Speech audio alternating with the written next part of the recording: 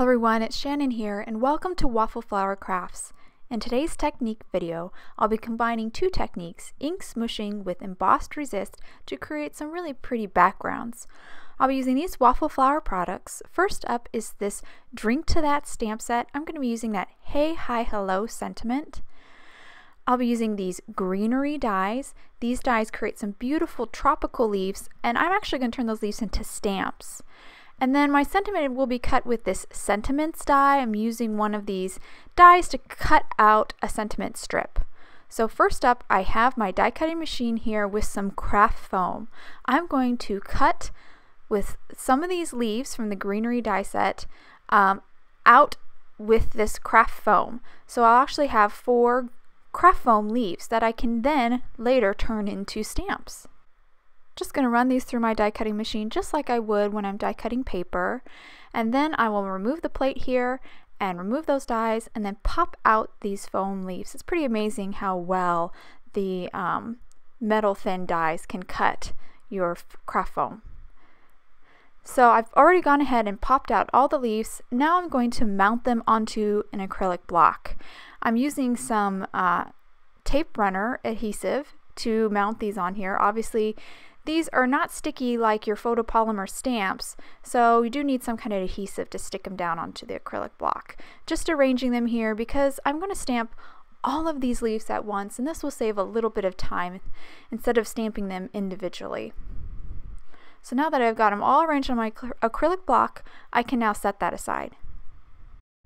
I have 2 A2 panels here of watercolor paper, so they are cut to 4 1/4 by 5 1/2, and I also have some Distress Oxide colors picked out, Twisted Citron and Peacock Feathers. I have a little piece of acetate. This actually came as a backing on one of my stamp sets, and then some water in a spray bottle. I'm going to start by smooshing some of this Twisted Citron down onto my acetate sheet, and then I will spritz it with a little bit of water to get it pooling and beading on the surface. Then I'll turn it over and just smoosh that down by tapping or pressing down on the acetate onto my watercolor paper, which transfers that ink on the acetate down onto the paper. And this is actually ink smooshing.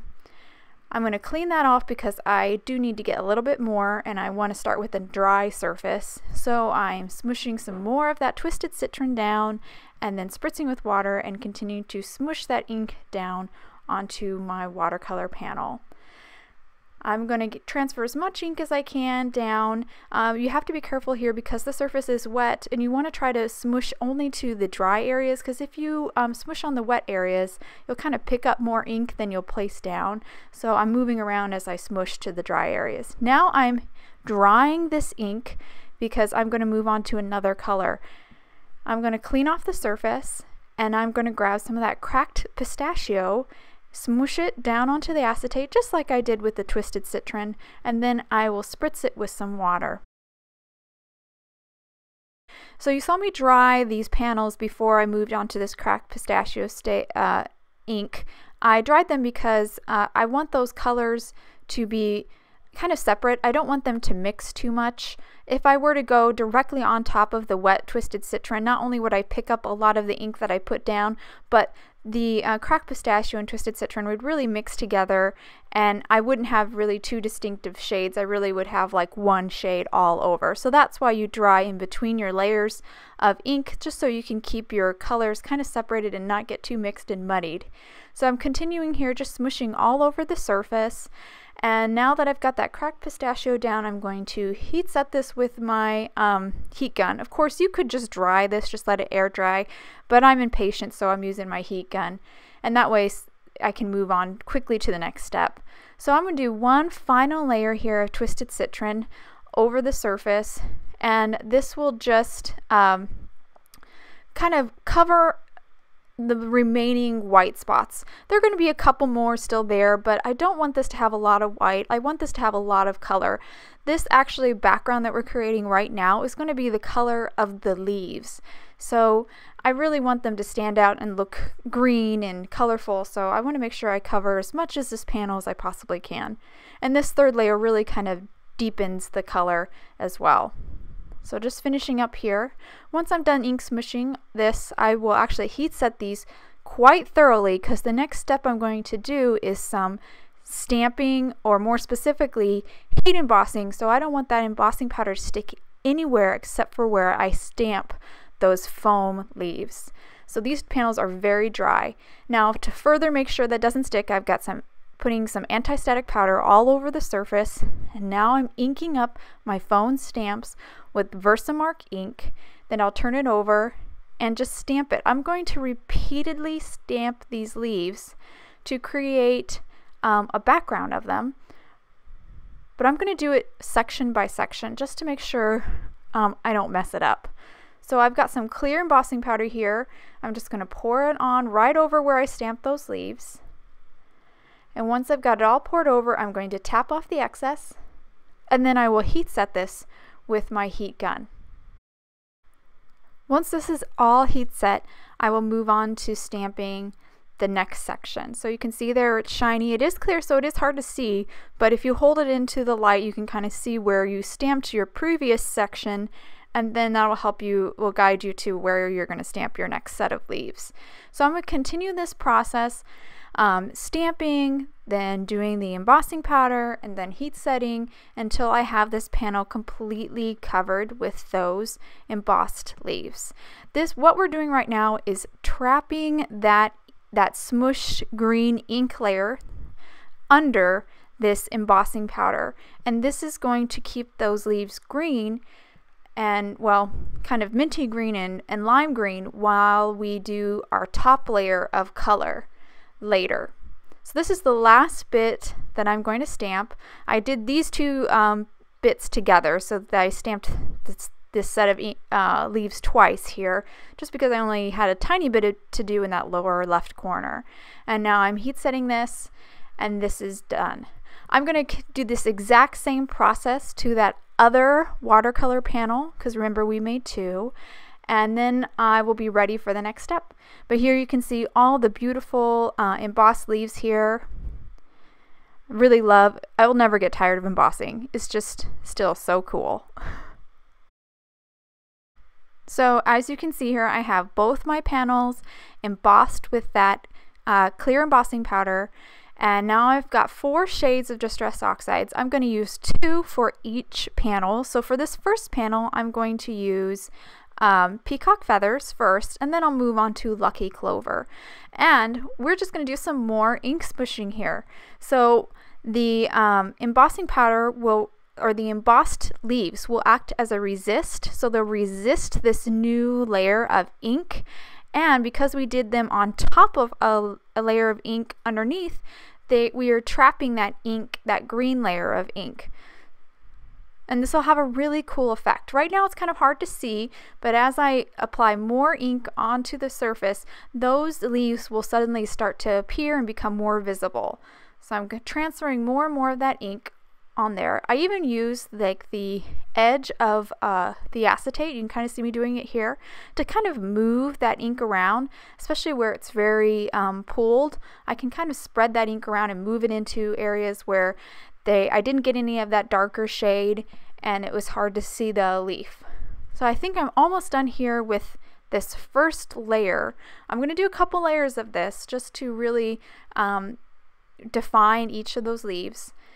And then I will set this aside and let this dry. Now I can't use my heat gun to dry this because I don't want to mess up any of that embossing that I did earlier, that heat embossing. So I'm going to have to be patient and let that dry. Well, while that one panel is drying, I'm going to move on to the other panel. This time I'm using a very different color. I'm using picked raspberry here, so really bright, beautiful pink color, and it almost creates a little bit of a yellow in some of the areas where it mixes with the Twisted Citron. I think this panel actually turned out to be my favorite. So I'm just going to smoosh that color down, and then I will set that aside. So those 2 panels now just have to air dry. So I let those dry, and now I'm ready to do another layer. So I'm moving on to this second color. So for this blue one, we did the Peacock Feathers first, and now we're moving on to our second shade, which is going to be the Lucky Clover. And again, I'm ink smooshing it around, and often you'll see me using the very corner of the acetate to kind of move that color around and into some of the crevices to really define those leaves. That's a really big tip to really help make those leaves pop and separate from the background. So I'm almost done here. Again, I'm moving that ink around. You can really see me moving it now with that acetate, that very corner right there. I'm spreading that ink around and filling in some of the white areas. So this panel is pretty much done. I will set that aside here, and then I will move on to the pink panel. For the pink panel, I'll be grabbing spiced marmalade, so smooshing it down the acetate, spritzing it with water, and then again smooshing it around, especially trying to hit those white areas to really help define those leaves and make them pop. This layer goes rather quick because I don't want to get too much orange on here, so I'm just doing a little bit. So both those panels now need to air dry, and now I'm ready to move on. So I think I'm going to stop right there on that blue panel, but for this pink one, I'm going to do one more layer. The leaves are still difficult to kind of see, so I'm going to do one more layer of that picked raspberry and ink smush that around, and I'm really going to go with that corner of the acetate and really kind of move that ink around to help define those leaves. You can really see here as I add more ink and move that ink around how the leaves really start to separate from the background. I really love this technique because it's just really fun to see the whole thing unfold, because the leaves are practically invisible until you add this top layer of ink. So it's a really fun kind of technique to watch it unfold. It's like magic. So that panel is all done. I'm going to now set aside to dry. This panel, since it's all dry and all done, I wanted to show you how I kind of clean these leaves off. It's hard to tell on camera, but there's a little bit of dried ink left on top of the surface of the embossed leaves. I'm just taking a dry towel here and rubbing it over the surface of the leaves, and this just picks up any of that dried ink and makes the leaves nice and clean and crisp. So that panel is all done. While the pink panel is drying, I'll work on my sentiments, but once that panel is dry, we'll also clean the surface of the leaves with the towel. So now I'm going to stamp my sentiments. I'm using this this drink to that stamp set, and the sentiment I'm using is Hey, Hi, Hello. I've used the sentiments die to cut strips out of pink and lime green cardstock, and I also cut this scrap of white cardstock here in my MISTI. This is going to be the spot where I pop in my sentiment strips. In that negative space, I centered the Hey, Hi, Hello sentiment, and this allows me to stamp it centered right on that sentiment, but more importantly, it lets me stamp it multiple times because I don't have to reposition now for when I stamp that lime green one. So I think it's really handy to do this, especially if you knew you were going to stamp more than one, but also since those sentiment strips are very thin and difficult to kind of mount into your MISTI and get to stay, this little kind of guide here that I created really helps to hold that die cut in place while I stamp on it. So I just poured on some gold embossing powder and then heat set it. And I really like to do it this way because if I were to stamp first and then run the sentiment through with the sentiments die, I could mess up my heat embossing. So I really liked doing my sentiment this way. So now that the pink panel is all done and I did already clean the surface of the leaves, I'm going to now adhere it down to a A2 top folding card base. I'm just going to use some liquid adhesive here. I found that this really holds the watercolor paper down really well. So I'm using Tombow Mono multi-liquid adhesive here, and I'm just going to hold it down just for a second to kind of get all the edges to adhere flat, and then this will be stuck. I love how this glue just dries really fast and it's really a strong hold. I went ahead and adhered this blue panel as well. I've added some foam tape rather to the back side of the sentiment strip, and I'm just going to center it here and stick it down. I've already removed the backing just to save some time. And then that is done. So real simple, just because I really want the backgrounds to stand out because we work so hard on those. You really want those, nothing to cover those up or hide them. And I really like the complementary colors in these two cards. I hope you guys enjoyed this video today. If you want any more information on the products I use, please visit waffleflower.com, and you can follow us on YouTube, Instagram, and Facebook for more creative ideas. Thanks for watching. Have a wonderful day.